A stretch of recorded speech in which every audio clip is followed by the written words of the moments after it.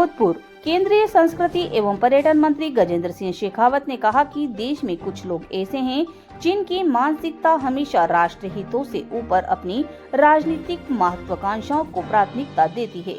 शनिवार को गृह जनपद पहुंचे केंद्रीय मंत्री शेखावत ने एयरपोर्ट पर पत्रकारों से बातचीत की। उन्होंने बिना नाम लिए विपक्ष पर तीखा हमला बोला।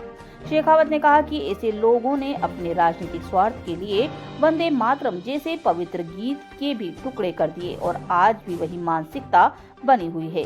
शेखावत ने कहा कि आज भी कुछ लोग राष्ट्र की एकता और स्वतंत्रता के मंत्र को अपना राजनीतिक लाभ हानि के तराजू में तोलते हैं, जो कि एक दुर्भाग्यपूर्ण है।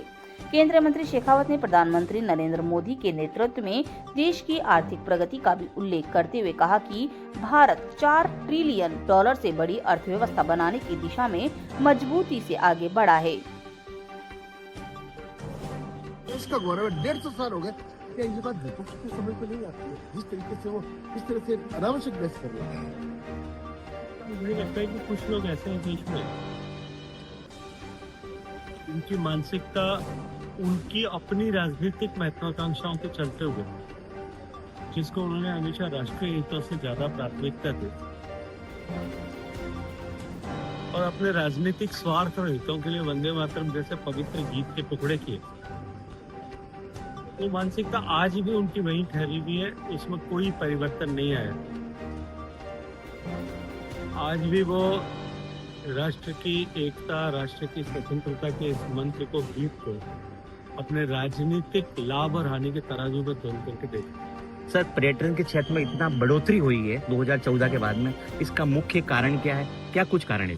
भारत की अर्थव्यवस्था ने जिस तरह से प्रगति की और माननीय प्रधानमंत्री नरेंद्र मोदी जी के नेतृत्व में जिस तरह से देश 2 ट्रिलियन से आगे बढ़कर के 4 ट्रिलियन से ज्यादा बड़ी की अर्थव्यवस्था बनी। प्रधानमंत्री जी के मार्गदर्शन में जो नया गवर्नेंस मॉडल लाया गया और उसके चलते हुए जिस तरह से देश के गरीब के जीवन में परिवर्तन आया, 30 करोड़ लोग गरीबी की रेखा से बाहर निकलने में कामयाब हुए, इसने भारत में संभावनाओं का एक नया दौर प्रारंभ किया, नया युग प्रारंभ किया।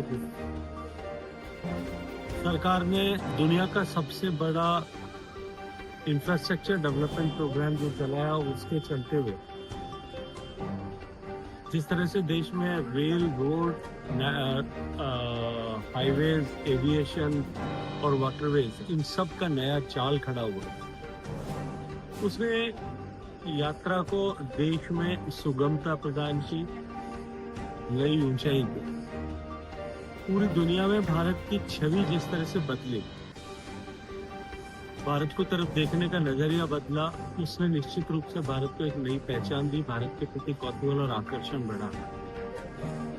और इन सब के साथ साथ में सरकार ने जिस तरह से सुनियोजित रूप से पर्यटकों की सुविधाओं के उन्नयन के लिए, उनके अनुभव के स्तर को सुधारने के लिए जिस तरह से निरंतर निवेश किया, पर्यटन सर्किट्स में निवेश किया, टूरिस्ट डेस्टिनेशन पे निवेश किया, उसका परिणाम यह हुआ है कि भारत का टूरिज्म जो है उसमें पिछले इस 10 साल में अनप्रेसिडेंटेड ग्रोथ देखने को मिली। सर अब जनवरी को मैं